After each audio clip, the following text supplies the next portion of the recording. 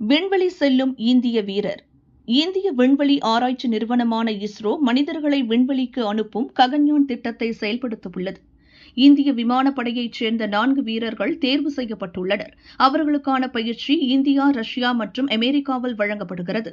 Axiom space நாசாவுடன் இணைந்து AX4 என்ற விண்வெளி பயண திட்டத்தை மே மாத இறுதியில் செயல்படுத்துகிறது. இந்த திட்டத்தின் கீழ் 4 வீரர்கள் தேர்வு செய்யப்பட்டுள்ளனர். அவர்களில் இந்திய வீரரான சுபான்ஷு சுக்லாவும் ஒருவர்.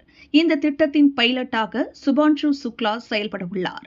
இவர்கள் 4 பேரும் அமெரிக்காவின் ஸ்பேஸ் எக்ஸ் நிறுவனத்தின் க்ரூ டிராகன் விண்கலம் வாயிலாக சர்வதேச விண்வெளி நிலையத்திற்கு செல்ல உள்ளனர்.